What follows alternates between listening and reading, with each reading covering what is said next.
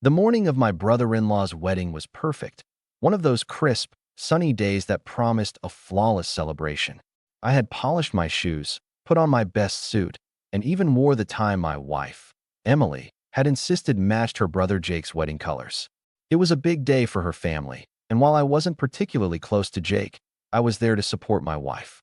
The venue was extravagant, a grand country club with towering floral arrangements, live music, and a sea of guests dressed to impress.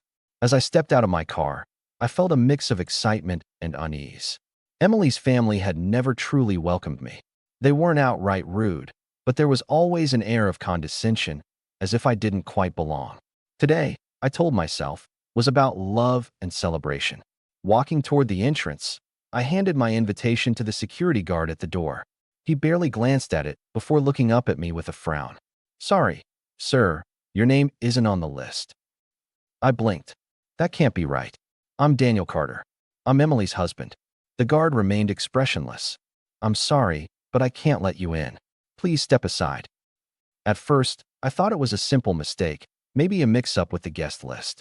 But then, out of the corner of my eye, I saw Emily standing a few feet away, with her mother, Victoria. They weren't rushing over to fix the error. They weren't arguing with the security guard. They were laughing. The sight hit me like a punch to the gut. Emily, the woman I had promised to love and support, was covering her mouth to suppress a giggle. Victoria didn't even bother to hide her amusement, her head thrown back in loud, unfiltered laughter. This wasn't a mistake. This was intentional. I swallowed the lump in my throat as whispers rippled through the crowd. A few guests were pulling out their phones, capturing my humiliation. I wanted to demand an explanation, to call Emily out in front of everyone.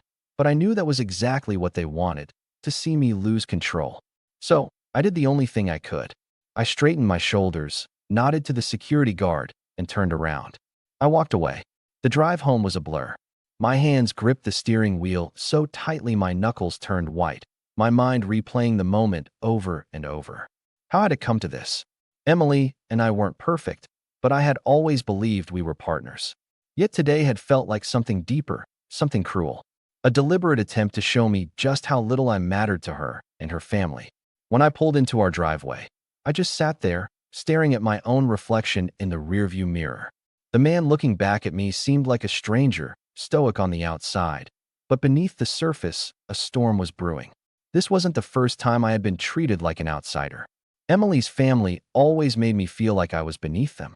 At dinner parties, I was an afterthought, someone they barely acknowledged unless they needed a polite nod for appearances. But this was different. This was public. That evening, Emily came home, smelling faintly of champagne and roses. She dropped her designer clutch on the counter and kicked off her heels as if nothing had happened. "You didn't stay for the ceremony?" she asked, feigning innocence. I turned to her, searching for any sign of remorse. But all I saw was indifference. "You knew I wasn't on the list." My voice was calm, but my heart pounded. She shrugged, unbothered. "Mom thought it would be best to keep things simple. Jake wanted an exclusive guest list. You understand, right?" I didn't answer, because what was there to say? That night, as she slept soundly beside me, I lay awake, staring at the ceiling. The laughter, the whispers, the humiliation, they played on repeat in my mind like a cruel loop. This wasn't just about a wedding. It was about respect. And Emily had none for me. I promised myself I wouldn't forget this moment. Because while I didn't know it yet, this was the beginning of the end. The days after Jake's wedding felt surreal. I went through the motions, work, errands, small talk with Emily. But beneath it all, something had shifted. The humiliation I endured at that wedding wasn't just an isolated moment. It was a symptom of something much bigger. Emily carried on as if nothing had happened. In fact, she seemed to be thriving. Her social media was flooded with perfectly staged photos from the wedding. Her in an elegant designer gown, champagne in hand, smiling alongside Jake and Victoria. The caption? "So grateful for this perfect day with my incredible family. #blessed. My name wasn't mentioned. I wasn't in a single photo. I scrolled through the pictures, my stomach tightening with each one. The comments were pouring in. "You looked stunning, Emily. Such a fairy tale wedding. Your family is absolute goals. What a dream. This is perfection. Love the exclusive vibe." Exclusive. That word hit differently now. Emily's life, at least the version she curated online, was picture perfect. It was glamorous, effortless, enviable. And I wasn't a part of it. Not really. At first, I tried to convince myself I was overreacting. Maybe I was just being sensitive. Maybe I was letting my own insecurities cloud my judgment. But then, one night, I overheard something that erased any doubt. Emily was in the living room, talking to her mother on the phone. I was in my office down the hall, going over reports for work, but the walls in our house were thin. Daniel just doesn't get it. Emily sighed, frustration in her voice. He thinks budgeting means saying no to a new pair of shoes. It's embarrassing. Victoria's response was muffled, but I caught the words, beneath us, and just a phase. A phase. Was that all I was to them? Some temporary inconvenience? A placeholder until Emily found someone more suitable? I clenched my fists, the sting of their words cutting deeper than I expected. It wasn't just about the money or the wedding anymore. It was about how little they valued me as a person.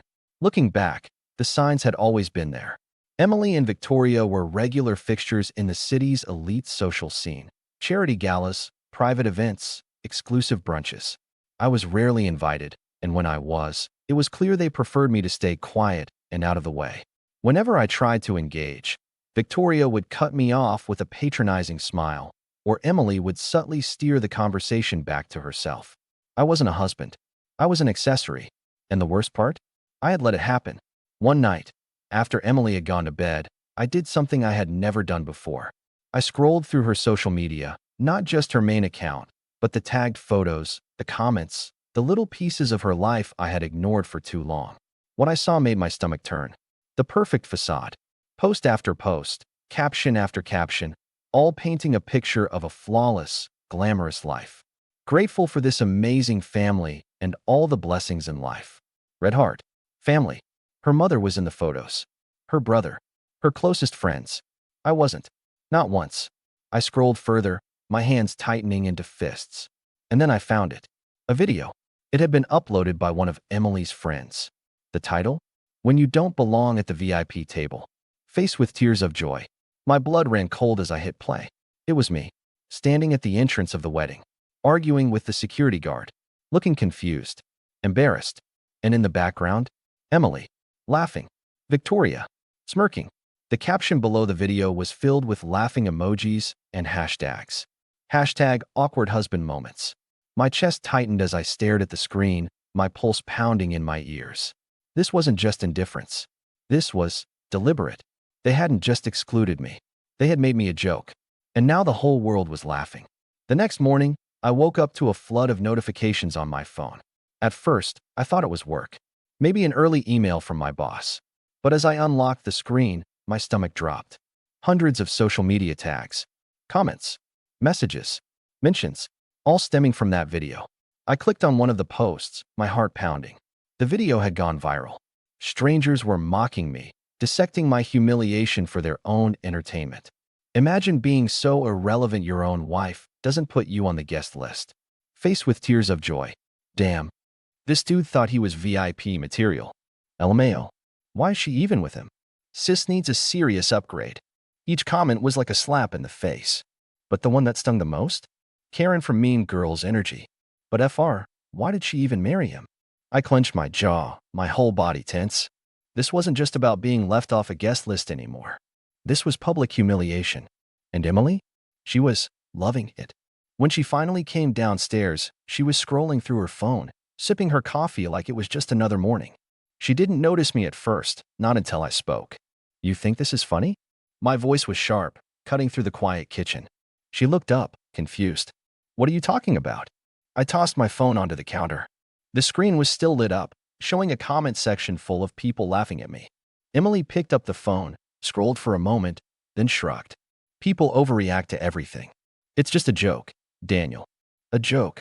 My fists clenched at my sides. You humiliated your own husband, and you're calling it a joke? She rolled her eyes. Oh my God, Daniel. You're being so dramatic. It was just some lighthearted fun. No one cares. I let out a sharp laugh, shaking my head. No one cares? I care. Emily, you made me a joke to your entire family, to complete strangers on the internet. Emily sighed, clearly annoyed. You're making this a bigger deal than it needs to be. It's not like anyone actually thinks less of you because of some stupid video. I exhaled slowly, trying to keep my anger in check. You don't get it, do you? I stepped closer, my voice low and controlled. This isn't just about the video. This is about respect. And you don't have any for me. She scoffed. Oh, please. If you're that sensitive, maybe you should stay off the internet. That was it. That was the moment something inside me snapped. I had spent years bending over backward to fit into Emily's world. I had tolerated her family's judgment, accepted being treated like an afterthought, convinced myself that things would get better. But this wasn't just disrespect. This was who she was. And I wasn't going to waste another second pretending she would change. I took a deep breath, grabbed my car keys off the counter, and met her gaze one last time. I'm done, Emily. Her expression faltered. What? I'm done being the joke in your perfect little world. I turned toward the door. And I'm done being your husband. I didn't wait for her response. I just walked out. I didn't stop driving until I reached a hotel on the other side of town. Sitting in that unfamiliar room, I exhaled a breath I hadn't realized I'd been holding. For the first time in years, I wasn't surrounded by Emily's world. No perfectly curated home filled with overpriced furniture she had picked for Instagram. No hushed phone calls between her and Victoria, subtly reminding me I didn't belong. Just me. Alone. And it felt freeing. I picked up my phone, half expecting a flood of messages from Emily. Nothing. Not a missed call. Not a text. That told me everything I needed to know. The next morning, I called a lawyer. I wasn't going to drag this out. I had wasted enough time trying to be someone Emily and her family would respect. That respect was never coming. While I was on the phone, my screen lit up with a call from an unknown number. I almost ignored it, but something told me to pick up. Daniel. The voice was hesitant, female. This is Melissa. I used to work with Victoria. I frowned. Melissa. She let out a breath. I was Jake's wedding planner. Well, I was, until I quit right after the wedding. I sat up straighter. Quit. Yeah. Look, I know you have no reason to trust me, but I need you to hear this. I didn't say anything, just let her talk. And what she told me made my blood run cold. Emily drained your joint accounts to help pay for the wedding, Melissa said. My grip on the phone tightened. Excuse me. Victoria maxed out her credit cards, so Emily stepped in, she continued. She justified it by saying you wouldn't notice. She and Victoria literally laughed about it, said you were too simple to understand how money worked. I felt like I'd been punched in the gut. I had worked, overtime, to build our savings, plan for our future, put money aside for a home, for travel, for security. And Emily had blown it all. For a party. Melissa hesitated before speaking again. I also need to tell you something else. The wedding list? The one you weren't on? That wasn't a mistake. Victoria had your name removed on purpose. I swallowed the bitterness rising in my throat. And Emily knew? A beat of silence. Then, she helped. I closed my eyes. I had been holding on to some hope, some tiny, desperate hope that maybe, just maybe, Emily had been caught in her mother's influence. That she wasn't completely complicit in all of this. But she was. She had chosen this. Chosen to humiliate me. Chosen to steal from me. Chosen to betray me. And I was done pretending there was anything left to save. That evening, I went back to the house.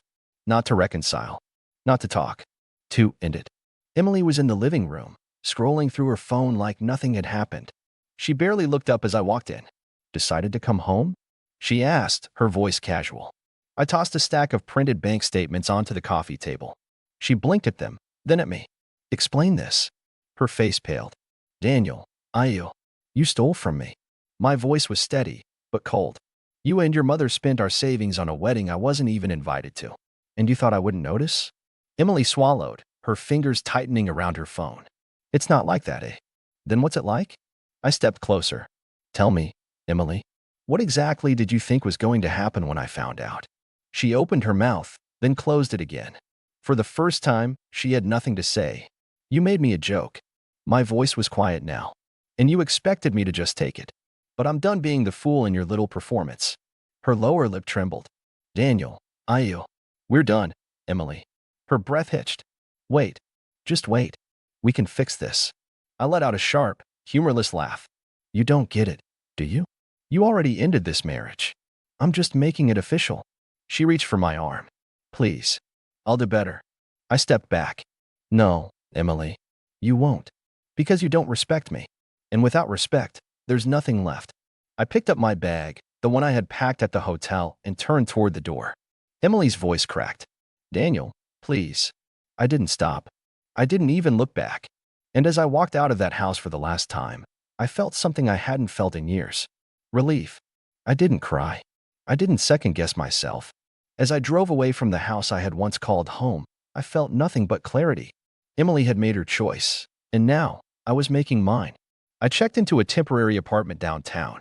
It was small, unfurnished, and smelled faintly of fresh paint, but it was mine.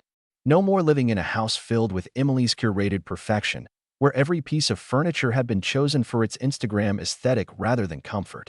For the first time in years, I was free. And then, as if the universe wanted to confirm I had made the right decision, everything started falling apart for Emily. It started with an email from my bank. Suspicious activity detected on your joint account. I logged in and saw what I had suspected, overdrafts. Emily was trying to cover up the damage. Next came the calls from creditors. The perfect life Emily and Victoria had built was all a lie. They had been maxing out credit cards and taking out loans to keep up appearances. And now, with no more money left to burn, the flames were catching up to them.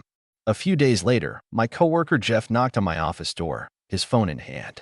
Dude, have you seen this? I took his phone and felt my stomach drop.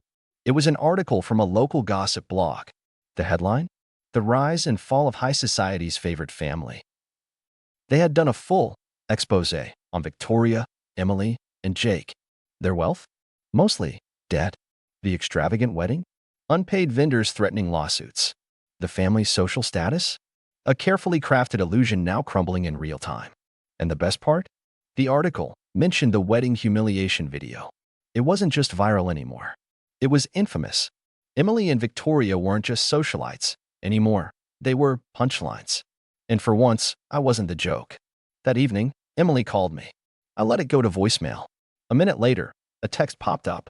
Emily, Daniel, we need to talk. Emily, I know things got out of hand, but we can fix this. Emily, call me. Please. I turned off my phone. Emily wasn't reaching out because she missed me. She wasn't apologizing because she realized what she had done. She was reaching out because she needed someone to clean up her mess. And I was done being that person. Over the next few weeks, I focused on rebuilding my life. I threw myself into my work. The extra time and energy I used to waste trying to impress Emily's family, I poured it into my projects. I earned a promotion, one that should have been mine years ago, but I had been too distracted to chase it. I reconnected with old friends, people I had lost touch with because Emily thought they were too basic for her social circle. We went to bars, caught up, laughed. I picked up photography again, a hobby I had given up because Emily didn't think it was worthwhile. Now, my weekends were filled with road trips, snapping pictures of things that actually mattered to me. And then there was Clara. We met at a local art exhibit. She was a photographer, effortlessly cool in a way that didn't feel forced. She wasn't trying to impress anyone. She just was. We grabbed coffee. We talked. We laughed.